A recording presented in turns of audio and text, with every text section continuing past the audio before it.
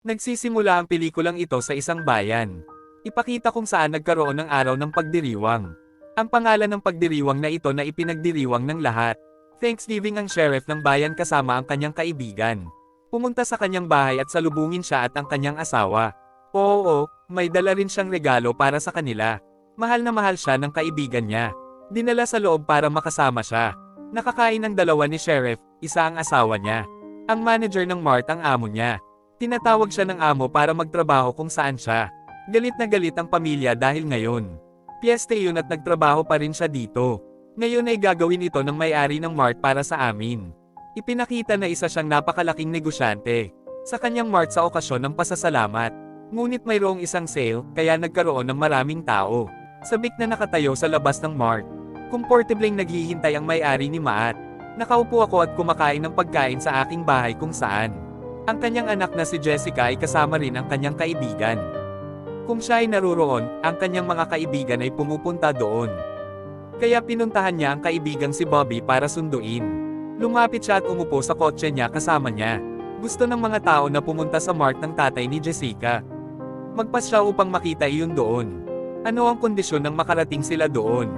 Kaya nakukuha din ni Jessica ang kanyang college fellowship, na nagkagusto sa kanya ngayon dahil kay Jessica. Si Matt ay anak ng may-ari, kaya siya. Ang kanyang mga kaibigan ay ipinadala sa loob nito. Napakasama ng pakiramdam ng mga taong nasa labas ng talakayan. Lalo na ang isang lalaki at isang babae. Galit na galit siyang nagsasalita. Ibinagsak ang barrier gate na sanhi ng lahat. Nagsimulang dumagsa ang mga tao at ilang sandali pa ay naroon na.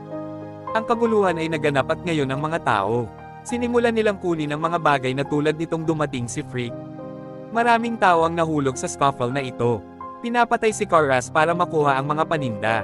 Ang mga tao ay naging napakabaliw na ang pagkakaibang ito. Hindi masabi kung sino ang namamatay at kung sino. Nabigla rin ang kaibigan ni Sheriff nang makaligtas. Parang nahulog siya at sumakit ang ulo niya. Pumutok ito at umagos ang napakaraming dugo hanggang sa dulo ng aking bibig. Namamatay siya kahit na may nasugatan. Kapag ang isang tao ay tumulong sa isang tao, ito ay kanyang sariling tulong. Nang matapakan niya, nabasag ang kwintas niya, dahilan. Ang kawawang lalaki na iyon ay nasugatan ang kanyang sarili at, pagkatapos nito ay ipinakita ang kwento pagkatapos ng isang taon. Ang lahat ay pumunta, ito ay Thanksgiving.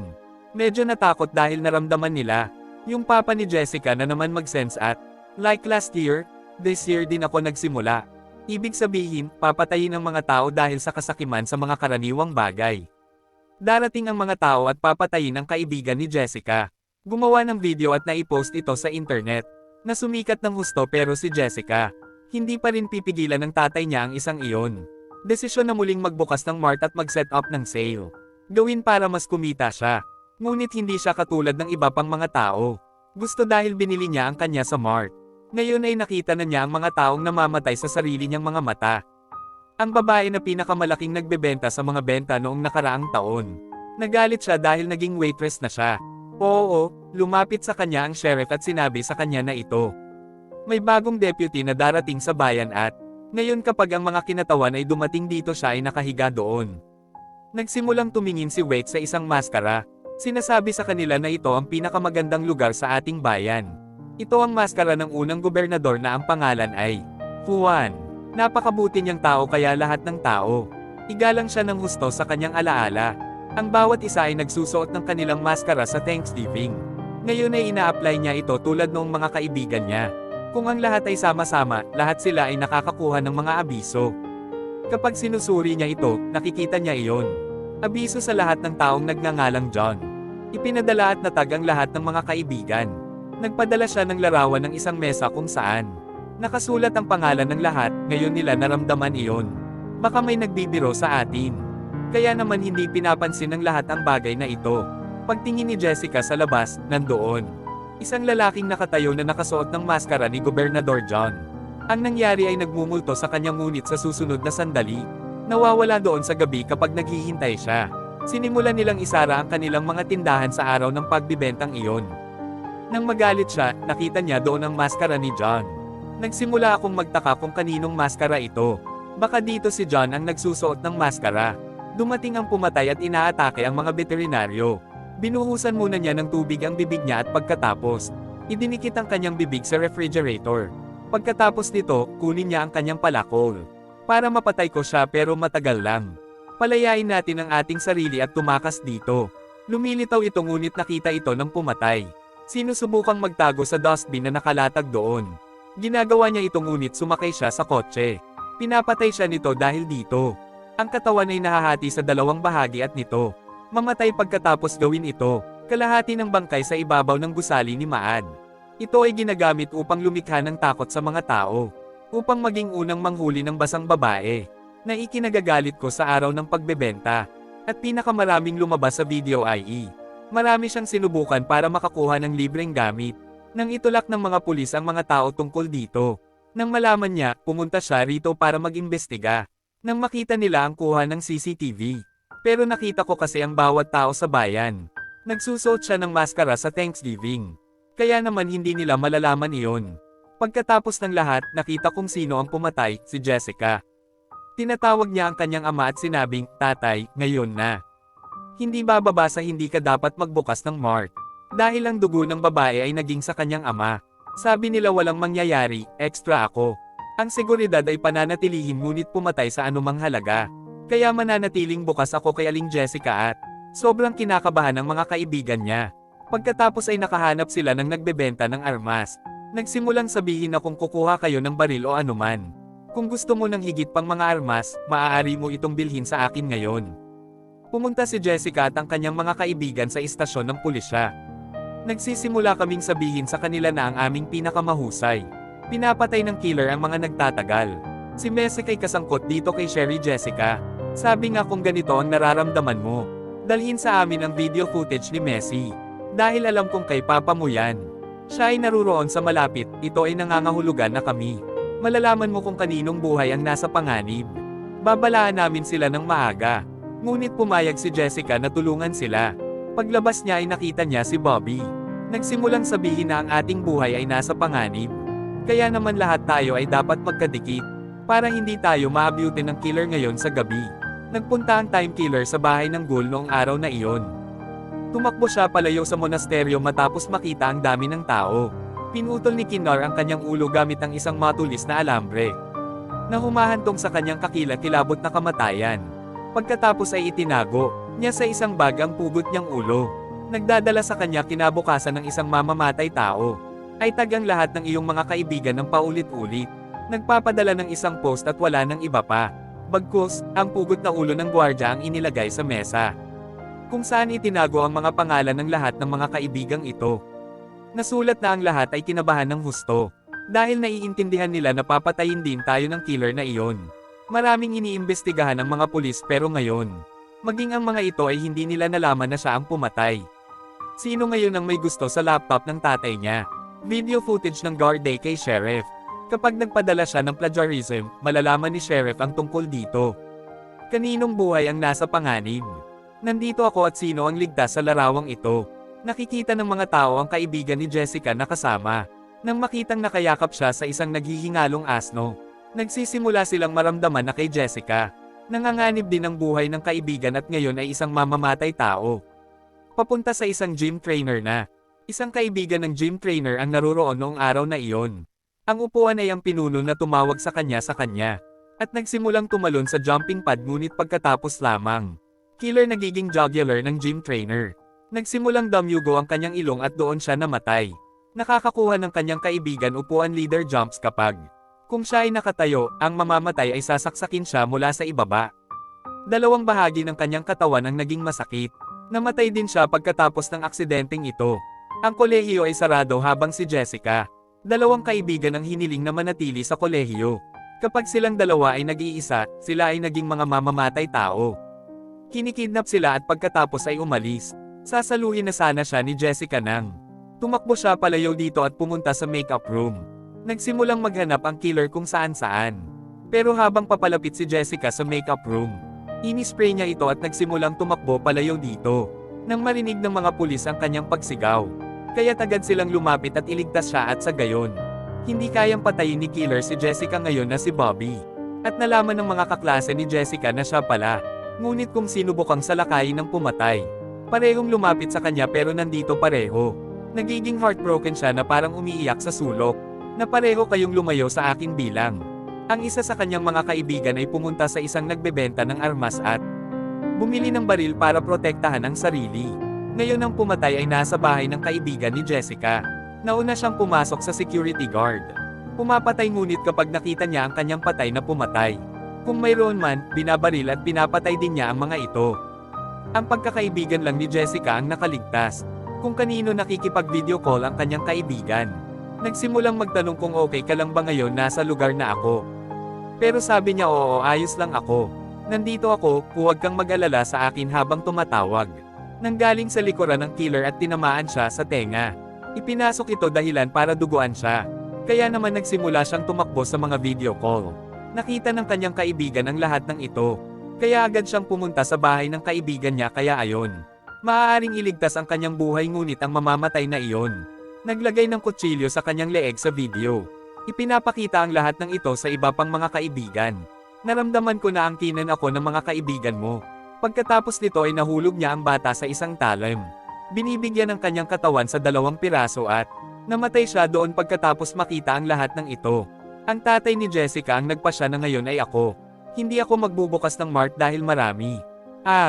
Lahat ng mga tao ay namamatay at ang kanilang nanganganib din ang buhay ng anak na babae, sinabi ni Sheriff sa kanilang lahat. Nagmumungkahi na tayo. Dapat kasama sa function dahil doon. Ang daming tao tapos siguradong pupunta siya doon. Mahuhuli ka namin kaagad para sa lahat. Sabihin na nating kinabukasan noong nasa isang function siya. So talagang pumupunta dito yung killer, yung isang lalaki. Kumitil ng kanyang buhay sa pamamagitan ng paglasla sa kanyang leeg. Pagkatapos ay nagsimula siyang maghagis ng mga bomba ng usok doon. Dahil sa kung saan ang lahat ng mga tao ay nagsimulang tumakbo palayo doon sa takot. Nagkaroon ng kaguluhan sa lahat ng dako dahil sa kung saan. Matapos ang mamamatay na iyon ay pinatay si Jessica, ang kanyang kaibigan at ina. Mawala na sana sila ng malay at makidnap din. Nang bumukas ang mga mata ng mama ni Jessica, kaya't natagpuan niya ang kanyang sarili na nakahiga sa mesa. Nakita niyang naghalo ng mga pampalasa ang pumatay. Ngayon ang mamamatay ay naghahanda ng sarsa sa kanyang kabuuan. Nagsimulang maglagay ng langis sa katawan upang ang sarsa. Maaaring ay marinate ito dahil ito ay si Jessica. Noong gusto niyang ay ihaw ang nanay niya. Nang pumunta ako para kunin ang pangalawang maskara, ang nanay ni Jessica. Pinalaya ang sarili at nagsimulang tumakbo palayo. Kapag hindi niya ito nakita sa mesa pagbalik niya, kumuha siya ng tinidor at sinimulang hanapin kung saan-saan. Parang nagtatago sa freezer ni nanay. Pumunta siya ngunit ang pumatay ay umupo na doon. Nang makitang iniingatan ng bangkay ng pinuno siya, sa sobrang takot niya ay nagsimula na rin siyang tumakbo paalis dito. Pagkatapos ay nakita rin siya ng killer mula sa likuran. Sinusugatan muna niya ang isa sa pamamagitan ng paghampas ng suntok. Tapos nilalagay niya sa oven, pinupuno niya yung oven. Nagsimulang mag-ihaw ang nanay ni Jessica at naway mamatay din sila sa kahindek-hindek na paraan. Ngayon, gagawin ni killer ang kanyang live na video. Nadama kung saan pinatay niya si Jessica at ang mga taong iyon. Siya ay banihag at pagkatapos ay dinala niya ang lahat sa mesa. Pinapaupo ka pagkatapos makita ang lokasyon ng video. Dumating doon ang mga pulis ngunit sila. Tingnan mo wala talaga dito. Maling lokasyon ang pinasok ng killer. Ngayon nakikipaglaro siya sa iba Gumagawa ng video ni Jessica at iba pa. Kung sino ang nasa harapan na may dalang pagkain at kung ano-ano pa. Hindi kundi ang inihaw na bangkay ng ina ni Jessica. Natakot ang lahat matapos itong makita. Nagsimula silang magsigawan at sinabihan sila ni Killer. Ang ideyang iyon ang pagbibigay ng mga benta at mga freebies. Sa mama ni Jessica yon kaya binigay ko sa kanya. Ginawa mo ang sitwasyong ito sa pamamagitan ng pag-ihaw at ngayon ikaw. Kailangang kainin ng mga tao ang laman ng usapang ito. Pinalaya ni Jessica ang sarili habang pinalayan din ng kaibigan niya ang sarili. Kaya ngayon nagsimulang tumakbo ang dalawa palayo doon. Sinimulan silang habulin ng killer. Nagsimulang tamaan ang kaibigan na nagdulot ng malubhang pinsala. Tapos pumunta siya kay Jessica na. Siya ay tumawid sa lambat at pumunta sa direksyon na iyon ay. Tumakbo siya palayo dito nang makarating siya sa unahan. Pagkatapos ay natagpuan niya si Sheriff doon na sugatan at walang malay. Nakikita niya si Bobby sa tuwing papasok siya sa gusali. Nang hinubad niya ang maskara ni John. Napagtanto ni Jessica na si Bobby ang pumatay. Ang pumapatay sa lahat nang magkamalay si Sheriff. Kung kasama niya si Jessica, sasabihin nito sa kanya. Laking gulat ni Sheriff nang marinig na si Bobby ang gumagawa ng lahat ng ito. Nang makita siya, nagsimulang mag-shooting si Bobby mula rito. Tumakbo siya palayo at hinanap siya ng mga pulis, habang ang iba ay nailigtas si Sheriff. Sabi ni Jessica, isa kami sa inyo. Hindi ko, mailigtas ang kaibigan ko at kami pero, iniligtas ang iyong ama at iba pang mga kaibigan. Malapit na siyang ipadala sa ospital, magiging maayos din ang lahat. Gagawin at ngayon ay sapatos na lamang ni Jessica, Sheriff. Ngunit laking gulat niya nang makita niya ang putik dito. Dahil naintindihan ko na hindi si Bobby ang pumatay. Bagkus, si Sheriff ang nag-aalaga sa akin sa kagubatan. Hinabol hanggang ngayon kahit na ang Sheriff ay nalaman ang tungkol dito. Alam ni Jessica ang totoo ko. Kaya naman sinasabi niya sa kanya na mag-isa ka lang. Sinabi ni Sheriff na hindi siya dapat pumunta sa kagubatan. Sinara ang pinto at ngayon siya ay sumusulong upang pumatay ng may dignidad. Nagtatanong siya kung bakit mo ginawa ito noon. Sinasabi sa kanya ni Sheriff, iyon sa buong buhay ko.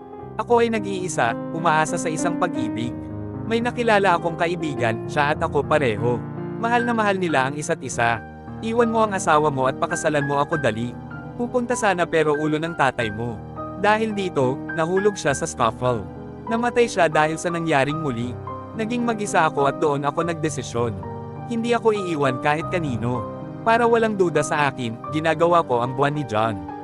Matapos suotin ito, sinimulan niyang patayin ang lahat para makapaghiganti. Nang matapos ko na ang sinabi niya, sinabihan siya ni Jessica. Pagkatapos ay ipinakita niya ang kanyang telepono at sinabing salamat. Nagsimulang sabihin ang sinabi mo. Ni-record ko ito at pinatugtog ng live. Na nalaman ng lahat na ikaw ang tunay. Sumama ang pakiramdam ni Sheriff matapos makita na siya ay isang mamamatay tao. Lumipat sa pumatay ngunit dito lamang. Dumating si Bobby at iniligtas siya kasama si Jessica. Ang dalawang ito ay tumakbo palayo dito at umupo sa truck. At pag-alis nilang dalawa mula rito, nakarating sila sa isang lugar. Ngunit dumating si Jessica sa isang malaking lobo na puno ng gas. Nagsisimulang mapuno upang ito ay bomb ukol at ngayon bilang. Noon dumating si Killer Sheriff para patayin sila. Pinaputok ni Jessica ang gas balon. Dahil sa kung saan nagkaroon ng pagsabog at sunog, Sheriff. Nasunog din dito na nagpaparamdam sa kanila. Na siya rin ay malamang na namatay pagkatapos nito. Pumunta dito ang mga pulis at magsisimulang mag-imbestiga. Dumating din ang mga bumbero upang patayin ang apoy at umalis. Tila sinasabi ng bumbero sa opisyal kapag tinanong. Nawala tayo dito kundi abo. Napag-alaman na hindi nakumpirma na si Sheriff. Patay na ba siya o buhay pa ngayon pagdating ng gabi? Noong natutulog si Jessica, si Sheriff lang ang napanaginipan niya. Dumating kung saan nakuha niya ang ideyang ito tulad ni Sheriff. Nakatago sa aparador ko pero nung pagtingin ko sa aparador ay wala namang tao. Pero ang totoo ay si Sheriff pa rin. Ay buhay dahil noong naapula ang apoy ang bombero ay tumatakbo palayo doon at wala nang iba. Hindi, siya ay isang marangal na tao at ito ang dahilan kung bakit siya ay kaayla hilakbot. Kasabay ng pagtatapos, ang kwento ng pelikulang ito. Nagtatapos dito.